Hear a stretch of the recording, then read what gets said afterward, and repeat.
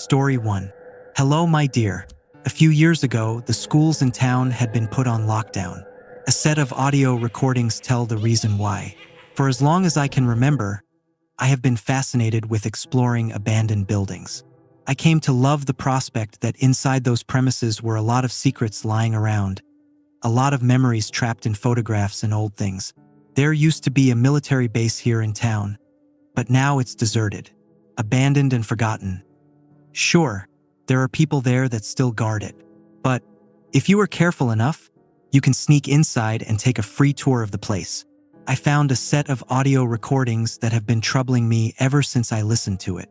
There has been a school lockdown a few years ago, but no person I've talked with seems to remember it, which is very strange. The following recording relates events at one of the schools in town. The air was cold and it felt winter was just around the corner. I loved that frosty smell that went up through my nose and straight into my lungs like a long arrow of ice. I felt refreshed and invigorated. I met my friend Danny at the bus stop. He and I have been best buddies for a very long time and we got together very well. He was like a brother to me. We shook hands and I asked him if he managed to finish his math homework. He shook his head. No dude. I stayed up late watching horror movies. You know, those old silent ones they used to make back in the 1920s and 30s. That's history right there. I saw one with witches, it's almost 100 years old. That was some creepy stuff. And you? Did you get to finish it? Nah, me either. Miss Harrison will probably kill me, man.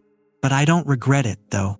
Not finishing homework, I watched a Korean horror movie, dude. It was a slow-burn psychological thriller about two sisters. But let me tell you this. After I finished watching it, I just looked outside the window for 15 minutes straight. I think it will stay with me for a long, long time, I replied, pictures running in my mind like an old black and white movie reel. Hey guys, sorry, I'm late. Our other friend, Liam, yelled. His face was all red and he was almost running out of breath. Dude, take it easy. Don't die on us now, we still need you.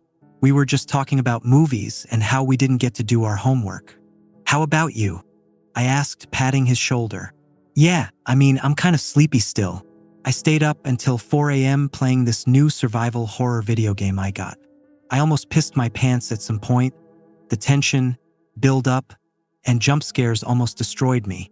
Screw homework, he said, taking a big breath of fresh air. All three of us did pretty good in school, though. But there could be some sort of internal conflict between school and our hobbies at times, and hobbies won last night. We weren't in the same schools, but we had the exact structure of classes. We didn't really care about math, and we always wanted to get jobs where we could use our creativity and imagination. I wanted to be a film director, Danny wanted to be an actor, and Liam dreamt of being a colossus of a writer someday. We had to finish school first, though. The town was small and the schools were located pretty close one to another. All three of them were good, and it was just a matter of preference for our parents when they had to pick which one we went to. The bus came and we all hopped in already thinking about the end of the day. I dropped off first, then it was Liam, then Danny. I almost fell asleep through the first class. Recess came, then we had math. The teacher started calling our names and wanted to check our homework. I excused myself and said I needed to go to the bathroom, thinking that maybe I had a chance of fooling her. I was under the impression that she knew what I tried to pull off there, but she still let me go. The corridor was silent. It felt awful, like being in some sort of crypt. The doors to each classroom were either cemeteries or just portals to another world that I had never seen before. After I finished, I wanted to wash my hands. A violent, high-pitched kind of alarm siren began blaring throughout the school. It felt like this was an announcement for the end of the world. I heard helicopters outside, heavy boots running around, and people who gave other people orders to protect the civilians and shoot whatever came through. Upon hearing this, I froze. I heard kids screaming and crying and teachers instructing them to hurry up or come on faster. This is getting really bad. I didn't know what to do and I locked the door to the bathroom. My heart was drumming out of my chest and the blood inside my veins felt like concrete. My knees got weak and rubbery all of a sudden. Vision got blurry, and I guessed a panic attack was happening or that I was about to faint. I turned on the faucet and splashed cold water on my face, trying to calm myself down. Taking repeated deep breaths, I thought about Danny and Liam. If they were safe, and if the same thing as here happened at their schools as well. I still didn't know what the hell was going on, and I didn't want to find out. I reached inside my pocket for my phone. To my utter surprise and rage, I remembered that it was tucked away in my backpack. We were not allowed to have phones during classes.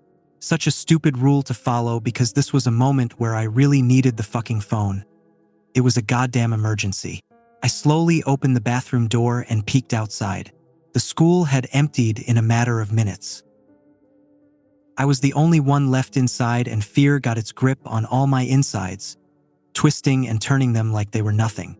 Breathe in, breathe out, calm down. I wanted to make a run for it, grab my backpack and phone, and head outside to safety. There was a scream, a sound no human could ever make. I froze again. Panic and fear gripped my heart. Quickly snapping out, I ran and reached the classroom in a matter of seconds. I entered and locked the door behind me. I looked at the chalkboard. The teacher had written the following words: Winston, if you see a woman with long, dark, greasy hair, do not speak to her. Please hide until the army people get to you. Hide and stay silent. The writing was done with shaky hands. I didn't particularly like Ms. Horrifying, but this made me change my mind about her. She did care about all her students, and this was proof of that. All the chairs and desks were thrown around the classroom as if the kids rushed outside in a state of panic, uncertainty, and fear. I grabbed my backpack, violently unzipped it, and took the phone out. The screen said 23 missed calls and 11 new messages, all from my mom. I tried calling her back, but it went straight to voicemail. I had never been so afraid in my life before. On top of that, I was left alone and with an unknown threat lurking in the shadows of this freshly abandoned school. Right now, this building felt like a grave more than it did when I first left the classroom. The silence was unbearable. The air smelled stale, its miasma entering my lungs as if it wanted to make me aware of the evil dangers that now surrounded me. I tried texting Danny. It didn't go through. Same with Liam. I was left completely and utterly alone to my devices. I had to find a way out of this situation before whatever was now lurking and haunting the school would get me and most probably kill me. I didn't have time to question what Ms. Horrifying had written on the chalkboard. I just knew I had to hide and wait until I had at least one bar of reception on my phone. It would have been so much easier to let everyone know I was safe but in dire straits and need of help. The fear was infectious. Like a disease, it had taken a hold of me, trying to make me feel weak and insecure.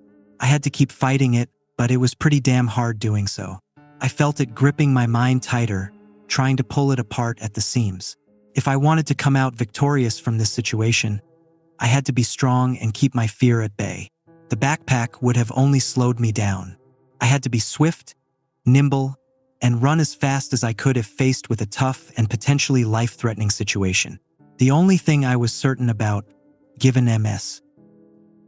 Harrison's shaky handwriting, was that whatever woman haunted the corridors of the school, she was a supernatural being. I got out of the classroom, removed my sneakers so I could tiptoe to the exit. Again, the silence was a great compliment to the solitude and fear. It made my skin crawl and sent shivers down my spine as if my impending doom was near. The only sound I heard was that of my beating, troubled heart. It made me unnervingly anxious. Dark thoughts of how this school would be my final resting place started roaming through my mind. It was like young soldiers were sent to meaningless wars just so they could meet a violent and painful death. The tension and anticipation were unbearable. I walked slowly but surely to the exit. I now reached a lab room where the shades were pulled and I couldn't see outside. It was like the world had stopped in place. The silence that I so much hated now was cut off by a hateful shriek that was filled with spite and anguish. It made me tremble, and the thought I was about to die made me swerve left to the lab classroom. A movie was running on the video projector. It was about war. Soldiers were shouting, and bombs were dropping near them. The planes that roared above them made maddening high-pitched sounds. The men cried as their comrades got shot and killed. It was awful to look at, so I decided to hide under a desk and await my fate there. It was live or die. Which of these scenarios would become true, I didn't know. I didn't have any control over it, it was just fate at this point. The door slowly creaked open. I saw a pair of feet with black gangranated nails and white-gray skin. I cringed and my heart was now as big as a flea. A white gown showed right above the ankles. At that moment I knew how she was. The dark-haired woman. She left watermarks on the ground as if she had just awakened from a deep slumber from the bottom of a very shallow lake. As she walked, she made horrible bone-crunching sounds. She moved in slow motion, her joints cracking and water splashing as he walked by. Time seemed to slow down as she started to throw desks and chairs around the classroom. She seemed to look for something or someone. Maybe she was a vengeful spirit that needed to feed. I certainly didn't want to find out. She tried to speak, finishing her violent fit. Her voice sounded like she had water in her throat, like she was drowning. She started crying too. I think she was hurting and she was looking for something or someone. The row of desks to my right didn't exist anymore. The middle row was next. I was so goddamn afraid. Yet somehow she stopped. I saw her walking past me and moving to the chalkboard. The sound of nails scratching it was deafening. But then my phone started vibrating. I heard her turn around and all the chairs and desks in class were now hanging in the air, leaving me exposed. I looked at her. Her face was all cut up and her eyes were like those of dead fish.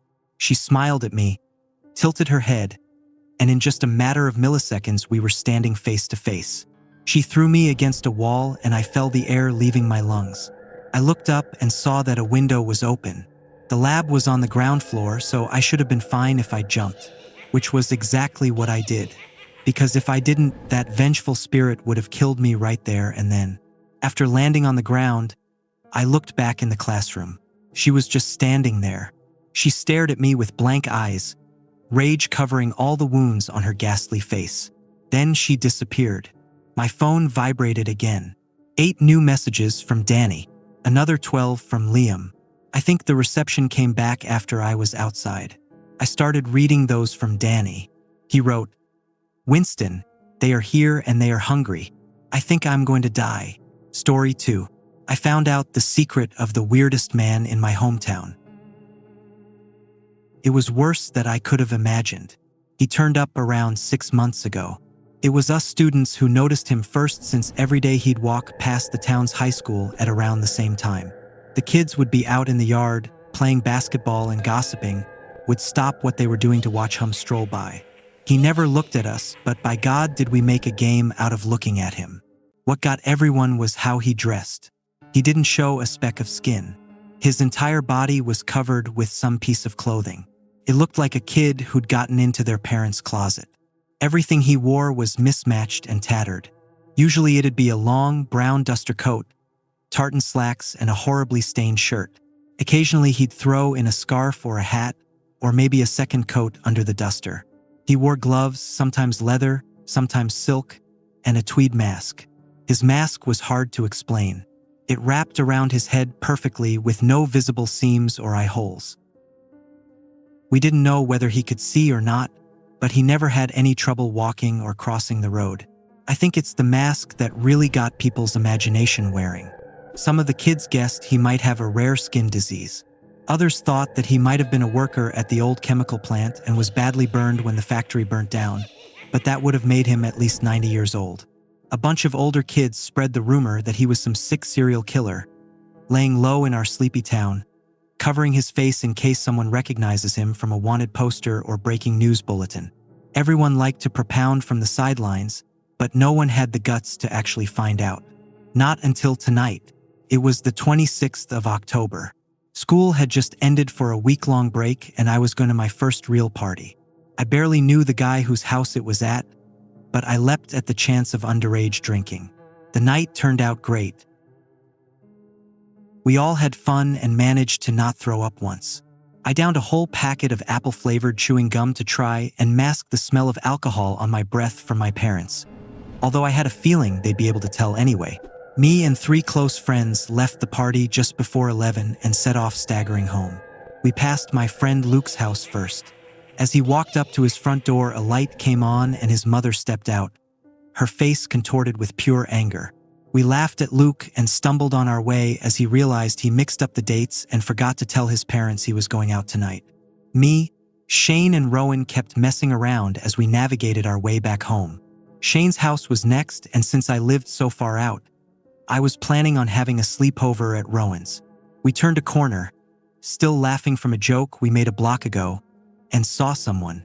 All 3 of us crouched behind the fence, peeping out from behind to confirm our suspicions. Walking down the middle of the road was the masked man. He was in his usual get-up, only he'd taken off his gloves. We all squinted to try and get a better look.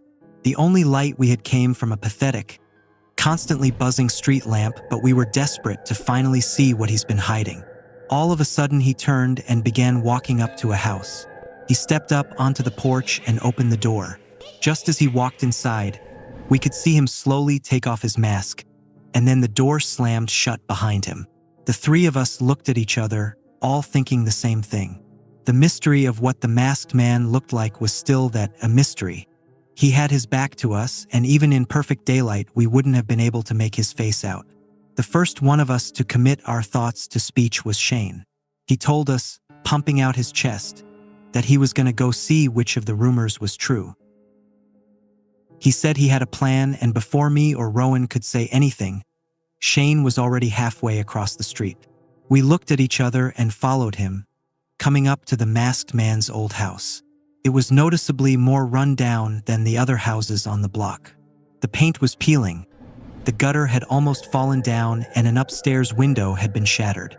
The 3 of us stood around the front door, keeping our voices low as Shane explained his grand plan. He said he was going to simply knock on the front door. When the masked man answered, he'd say, "Oh, sorry, wrong house," and then just turn around and leave, but not before getting a good eyeful of him. We all thought that it was a flawless plan and egged him on as we took our hiding place behind a bush at the end of the masked man's property. As I got a good look at the house, I realized that I recognized it. My dad had this friend who had gone through a rough divorce. He slept in our spare room for a few weeks before he eventually won the house back in the court settlement. Around 6 months ago, he moved out of town without so much as a goodbye. I could remember when I was much younger him showing his car off to me. That thing was his pride and joy. I couldn't believe this was the same house. My thoughts were bisected by the sound of Shane rapping his knuckles on the front door. He turned to look at us and gave us a dumb grin and a thumbs up. I think he was about to crack a joke when the door opened. Standing at the entrance was the masked man. He'd taken off his mask, as well as most of his clothes. That much I could make out as he was still shrouded in shadows. There wasn't a single light on in his house, and to me and Rowan, he wasn't anything more than a silhouette. As we both tried to discreetly get a better look, Shane began stuttering out his excuse. Suddenly, he stopped. There was a pause before he began to scream in a shrill pitch. We watched as the masked man grabbed Shane by his lower jaw and violently yanked him inside the house, the door slamming shut behind him. Me and Rowan looked on in shock. I turned to Rowan to ask him what we should do, but before I could speak, he was up and running to the front door. He started pounding on it and yelling expletives. I ran up behind him and yanked him away. I held him and asked if he was crazy. As he began mumbling a response, the front door began to open. We both bolted like a greyhound out of a trap and dived behind the corner of the house. We stayed there, holding our breath and waiting to meet the same fate as Shane. Eventually, Rowan found enough courage to peep around the edge of the wall. He didn't see anyone. He moved out a little further and saw that the door was still closed. I pulled him back and told him that we should call the police. He snorted and explained to me that they'd probably arrest us for underage drinking. We'd spend the night in some jail cell, and by the time we could explain ourselves, Shane would be dead. Before I could question his reasoning, Rowan walked over to a window, cupped his hands and peeked in. I sighed, frustrated, and asked if he saw anything. He was replying with a long, drawn-out no, when suddenly he yelped and crouched down. Seeing his reaction, I instinctively did the same. I crawled over to him, and in a voice just below a whisper, I asked him what he'd seen. I could see the fear in his eyes as he told me that saw the masked man, now mostly derobed, walking out from what he guessed was a door to the basement. After that, Rowan started muttering to himself about how the masked man must have seen him. I knew that Shane, my best friend for as long as I could remember, was in the basement. My stomach churned thinking about what I had to do next. I held my breath as I stood and peered in through the window. I couldn't see the masked man anywhere. I nudged the window and my suspicions were confirmed. Like the front door, the window was left unlocked and slightly ajar. I tried to steady my breath as I pulled the window all the way open. Rowan looked at me in shock as I asked him to give me a leg up. Still, he complied. Once I was inside, I pulled him in after me. Before I did, he grabbed a fist-sized rock from the garden. For self-defense, he told me. The house was perfectly still. Every surface was covered in a thin veneer of dust. We both stood there for a second, trying to hear the masked man. There wasn't a sound, other than the faint dripping of some faraway faucet. In what we thought was relative safety, we crept our way to the door the masked man had emerged from. I gently opened it, and sure enough, I was met with a staircase descending into the impenetrable darkness of the basement. I didn't dare call out Shane's name in fear that he wouldn't be the only one who'd hear me. Instead, I began my way down the stairs, Rowan following right behind me. My mother had given me a small wind-up torch, so I could make my way home safely at night, she said. I fished around in my coat pocket for it, my hand clutching the familiar metal. Just as I reached the bottom, I found the button and switched it on, finally illuminating the room. It took me a while to realize what I was seeing, but judging from Rowan's deafening scream, he knew right away. Shane was hanging upside down from the ceiling, a chained hook driven through both of his ankles. He had long, fresh cuts across his throat, wrists, and legs, which were all pouring with blood. The blood dripped down into a series of angled metal sheeting, which directed the flow into a steel trough. There were 4 other bodies hanging from chains, all serving the same purpose. Some looked like they'd been there for weeks. We both turned and ran. As we scrambled back up the stairs, my torch beam fell on the figure standing motionless in the doorway. We slowly stepped back down the stairs until we were at the bottom again. We froze, watching for any sign of movement. Suddenly, the figure began to lift slowly off the ground. In an instant, it shot down the stairs, flying through the air like it had been thrown. I dived out of the way, but Rowan wasn't as lucky. The thing piled into him and pinned him to the ground. As I got to my feet, I saw it run its black, claw-like fingernails across his neck. I screamed, and the masked man turned to look at me. It lifted itself to its feet and lunged. I grabbed the rusted hook dangling from the chain above me and swung it. It plowed into the front of the thing's head, caving it in.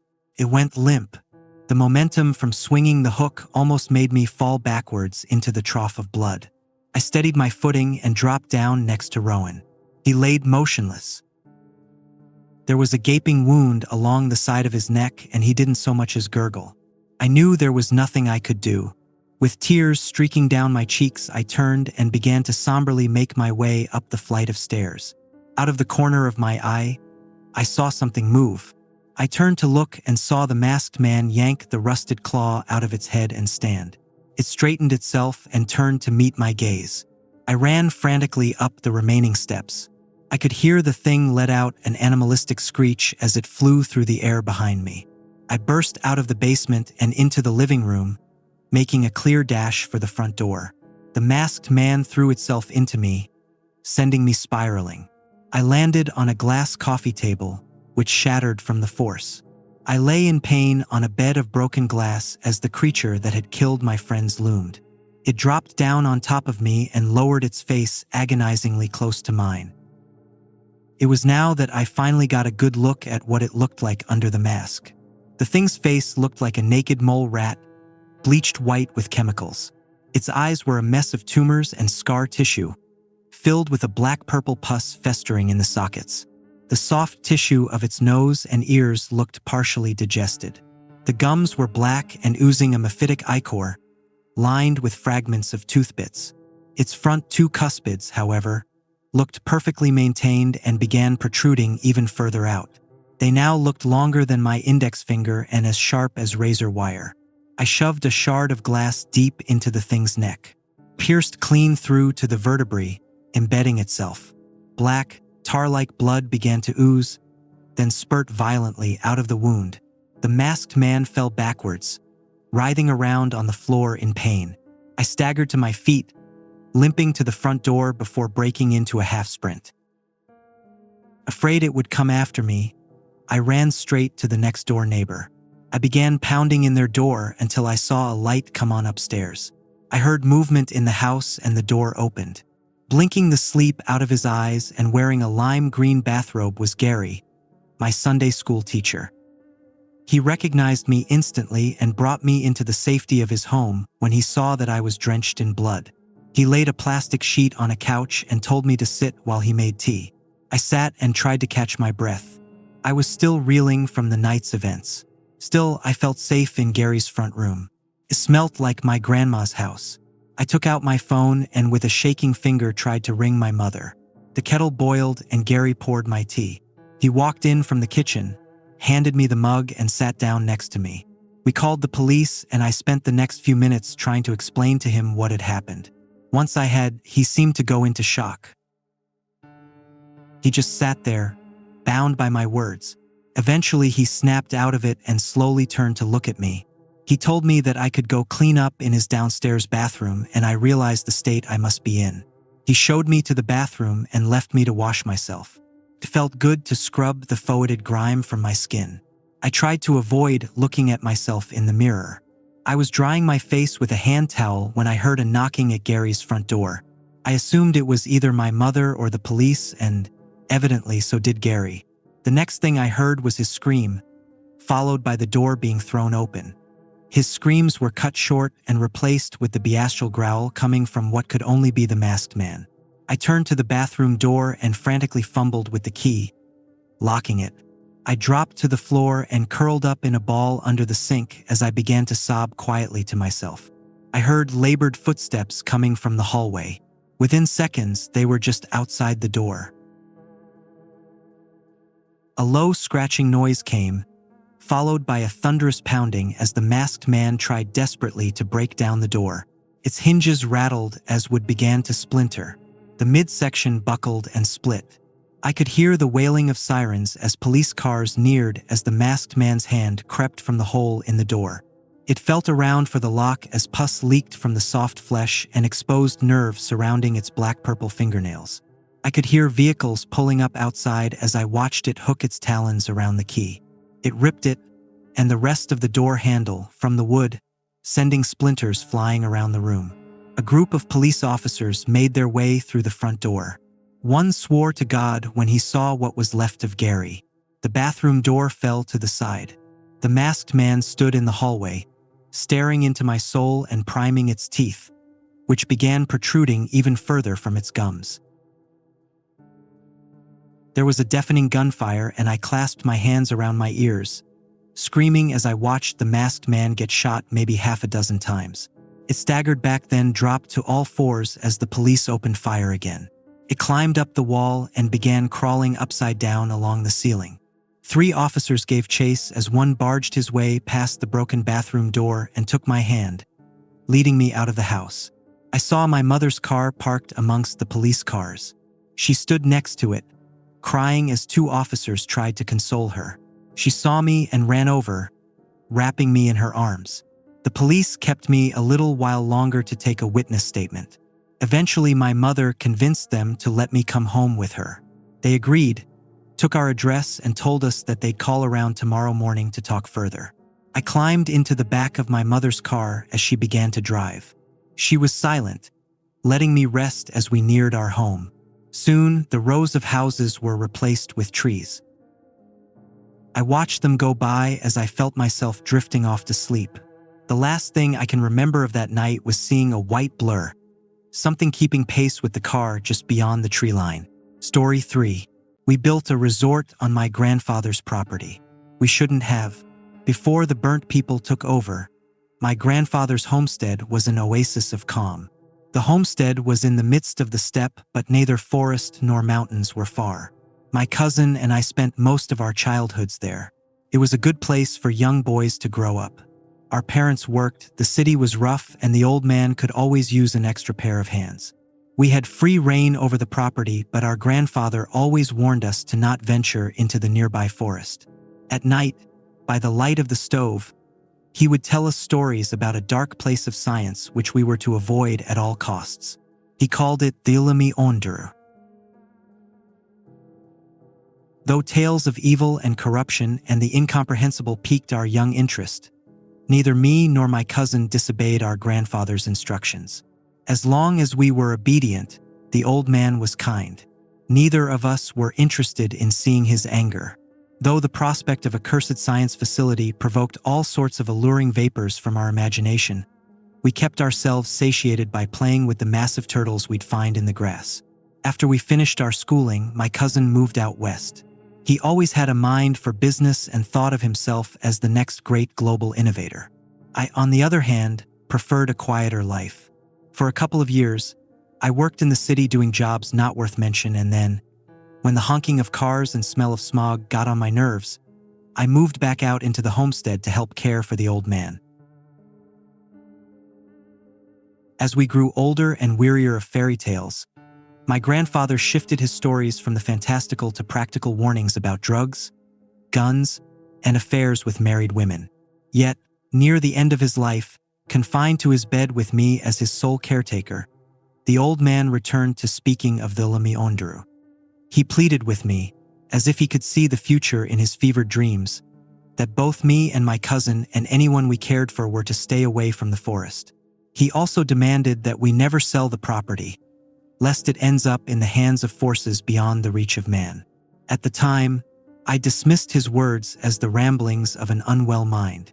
The funeral was a small, private affair for a quiet man who lived in solitude. There is much bureaucracy associated with properly burying the dead. It's in the various office waiting rooms that I made peace with my grandfather's passing. The funeral, to me, was but an end to the legal proceedings by then. As distant as the ceremony was to me, however, during the funeral repast I found a familiar face that brought tears to my eyes. It was my cousin. He had traveled across half the globe to come pay his respects. Though he missed the burial, he stayed for the food. When I found out he had arrived straight from the airport and was yet to arrange his accommodation, I didn't ask. I insisted. My cousin would sleep in the guest house at the homestead. He was, after all, going to be inheriting half of it. My cousin was happy to accompany me out of town. He was curious about how my life had been over the past couple of years. He was also curious about the property. My cousin had made a name for himself out west. Initially, he worked for an import-export company that he quickly rose through the ranks of, and once he had accumulated enough capital, he started to invest. He had made a name for himself in stocks, and he was in the process of making an even bigger name for himself in the realm of cryptocurrency. Even though most of his money was tied up in the clouds, however, my cousin was curious about other investment opportunities. For the first week he stayed with me, my cousin didn't mention anything about developing the land. Occasionally, he would bemoan the lack of Wi-Fi or hot water, but for the most part he would speak about the inherent tranquility of the homestead. He said people out west would pay good money to get away from the rumble of urban life to a place like this. It's not until a week into staying on the property that my cousin suggested we try setting up a business. I did not like the idea of developing the land at first, even when my cousin promised to shoulder all of the construction costs. I disliked the idea of strangers spending time at the homestead. I was resistant at first, but the man had a way with words. He also owned half of the property. The construction crew that worked on additional housing was beyond rowdy and tested my patience every step of the way. Yet, when they set up the water boiler in the guest house, they bought my sympathies. Daily hot showers soothed my temper, and soon enough I found myself amicable to the idea of the homestead being turned into a resort. As my cousin would say, we found much peace on the property when we were young. It would be a sin not to make some money off of sharing it. After about a year and a half, the housing my cousin had commissioned was completed. The cottages were humble and my grandfather's old home was transformed into a relaxing communal area. Though the lodgings were nice and my cousin offered them for a bargain, we had trouble finding customers. My cousin had accrued a substantial amount of debt and was turning more agitated with every trip he took to the city. Apparently, along with the troubles with our new resort, his cryptocurrency portfolio had turned shaky. He floated the idea of selling the property, but he only did so once. On his following trip to the city, he returned with Badama. Badama said she could ensure our resort would be well booked and my cousin's financial woes would be fixed. I have met few people with piercings throughout my life, but if they were to gather all their jewelry in a pile, they wouldn't have even half of the metal Badama carried on her face. She dressed in garish bright colors and constantly smoked and didn't inspire the smallest bit of confidence in me. Badama looked well out of place at our step resort, yet she was well versed in the art of the internet. Though I did not know where to look whenever the two of us spoke, Badama kept to her promise. Soon enough, the resort was turning a profit.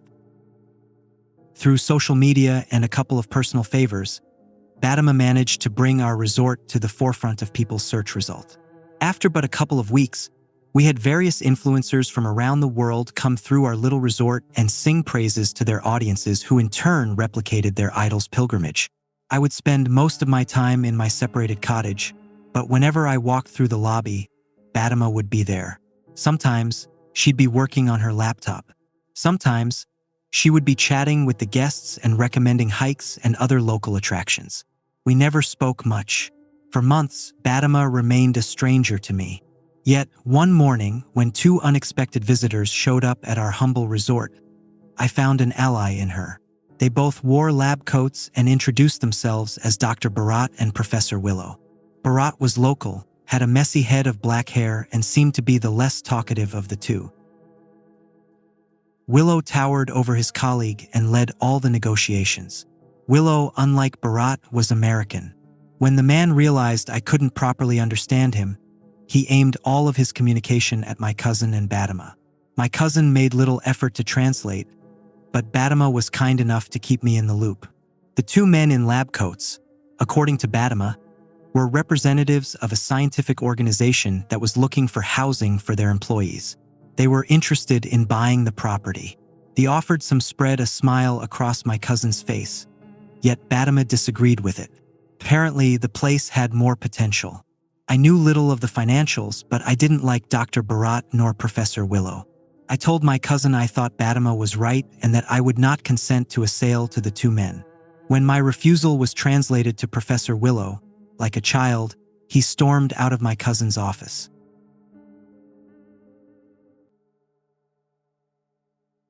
Dr. Bharat hung around for a while longer, gently prodding at my cousin with the promise of quick cash. But when it became clear the property would not be sold, he too made his exit. My cousin wasn't pleased with how negotiations had panned out, but Badama soothed his woes. The resort was, after all, doing well. If he would give her time, she could bring in even more revenue with a couple renovations and investments. My cousin was reluctant, yet eventually, with a fair amount of prodding from me, he acquiesced. When the meeting was over, Badama walked me to my cottage. "I presume you're familiar with the stories they tell about the nearby woods?" she asked, as she lit up her hand-rolled cigarette. I told her I was. "And I presume you don't believe in them?" I told her I didn't. "Neither do I," she said. "But if I did, I would presume those two have business in that forest." I don't believe in children's fairy tales, but I also wouldn't want to risk getting into bed with anyone from Villa Miondre. It had been years since I heard the name. Each syllable of that terrible sound cracked through the cold air like invisible fireworks. I told her I agreed. And thanked her for taking my side. Though the land was not sold to the two men in lab coats, Badama kept her end of the bargain. Over the next half a year, my grandfather's homestead transformed once again. What was once a humble family resort became the detox zone. The walls got brighter. The decor took on a distinctly New Age aesthetic, and the tranquil whistling of the wind was replaced with constant meditation music. The look of the resort was wholly foreign to me, and I disliked the breed of entitled people that would replace our old clientele. But Badama kept her promise fully. The detox zone brought in significantly more revenue than we ever saw before. I retreated to my cottage, saved up my share of the profits, and watched the resort grow at a distance. Every once in a while, Badama would drop by for tea and tell me tales of the bizarre questions the tourists would ask, but our friendship was sporadic and only experienced in short bursts. My cousin, on the other hand, would be at my cottage just about every week with a new bottle of expensive liquor. With every visit, he would reveal more plans for expansion and new avenues for his money to grow. Every visit he offered to take me along for his investment adventures, and every visit I declined. There were moments when his talk of wealth and luxury had me doubting my resolve, but I am happy I kept my money safe. Were I to join him on his financial misadventures, I too would have ended up destitute. My cousin made some bad investments. A sizable chunk of his money went towards a locally produced hair loss product. In the same breath that he would bemoan all the lawsuits and his imminent financial ruin, the man would still swear by the hair cream. A lot of money was sunk. Some serious people were involved. My cousin needed cash quick. He didn't even ask. One morning, I simply found Professor Willow peeking into the window of my cottage. He had his face pressed up against the glass as if he were trying to spot an animal in a zoo. When he saw that I saw him, Willow's eyes filled with malicious glee. He grinned and waved and stood still for nigh a minute, and then he left. I barely pulled on my coat when my cousin barged into the room. He had made a deal, he assured me. A good payout. A really good payout. For the both of us, with a nice holiday bonus for Badama. Willow offered him considerably better money, and, since he knew I didn't want to leave the property, he even secured me ownership over the cottage. Willow was just going to house scientists. It would be a calmer affair than the rich hippies. My cousin assured me that what he did was necessary and that I had no right to be angry with him. I didn't argue. I was angry, but my cousin looked to be on the edge of a nervous breakdown. I had seen the sort of business partners my cousin had. I knew he had little choice. I was displeased with my cousin's handling of the property. But by evening, I found some solace in the idea of housing scientists. They would be, I hoped, a quiet bunch. I went to sleep that night presuming my life would not change much. Soon enough, however, I would meet the burnt people. It wasn't long after the detox zone cleared out that I started to feel uneasy at night. Back when the resort was still functional, there would be outdoor lighting to make sure none of the tourists stumble off into the wilderness. I quickly found myself missing those blinding lights. Each night, there was at least one moment I was certain someone was watching me from the darkness. According to the deal my cousin struck, I was still allowed access to my cottage, but the rest of the property was wholly off limits to me. The lobby of the resort was always guarded by a duo of tall men with shaved heads and a constant sneer on their face. At first, I thought I had simply witnessed two twins on the same shift, but as the days passed, I always saw the same two faces. Just as the thoughts of how many of the same specimen might be employed as security, the guards were given helmets and their identity was obscured. Another construction crew arrived at the resort a couple of weeks after the guards appeared. The crew was much quieter than anyone else who had ever worked on the property, and they would actively ignore me when I tried to make idle chatter. At first, I presumed that the crew was there to make adjustments to the resort rooms, yet very little of the original structure was touched. Instead, the work crew erected large black sheets above the resort as if they were trying to hide something from satellites. The guards wouldn't say a word to me, and my cousin would never answer his phone. I was worried about what was happening on my grandfather's property. I was also worried about the lengthening absence of any communication with my cousin. What I truly should have worried about were the occupants of the new detox zone. The sound of footsteps on gravel woke me up. Couldn't have been more than 5:30. The sun was barely up. Were it not for the light sleep from the stress, I wouldn't have even woken up. They were walking right by my window. At first, I thought I was still half in dream, yet there were many of them, and the sight of them quickly sobered me. Outside of my window, in a single file line, walked dozens of scientists. They wore clean lab coats, and some of them even had spectacles, but they all had the complexion of corpses. The scientists were burnt beyond recognition. With some, their flesh was merely seared, with others it was charcoal black. None of them looked like they should be walking. Most of them looked like they shouldn't be breathing. Out of a sheer sense of disbelief, I rose from bed and peered closely from the window. I had hoped that the terrible state of the procession would have just been some sinister trick of the light. It wasn't. Not only were there charred corpses walking by my window, they were also looking back at me. Some of them had eyes, most of them did not. None of them stopped. They all had their heads turned towards me, but they still walked on in their single file line.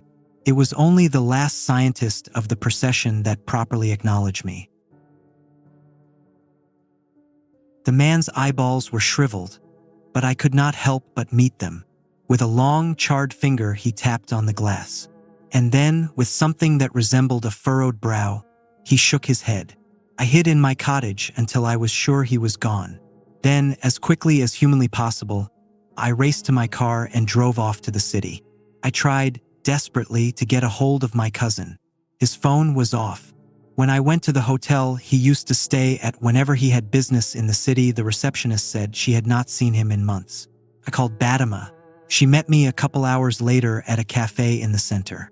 She still had a couple hooks in her, but most of her jewelry was gone.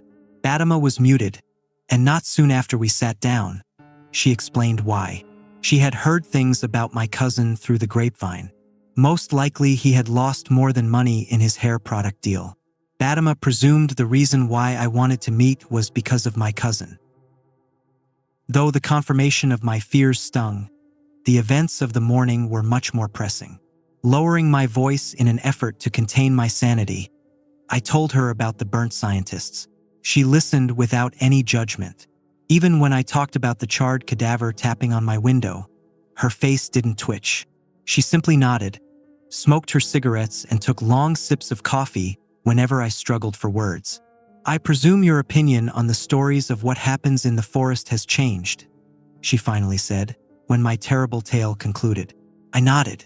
You aren't the only one, she said, as she finished off her coffee. We made some good money with the detox zone. I would suggest you take that money and move away from the property as soon as possible. You can't enjoy that money when you're dead. You can't enjoy that money when you're living near the Ilimi Ondur. The name of that terrible place once again crackled in the wind.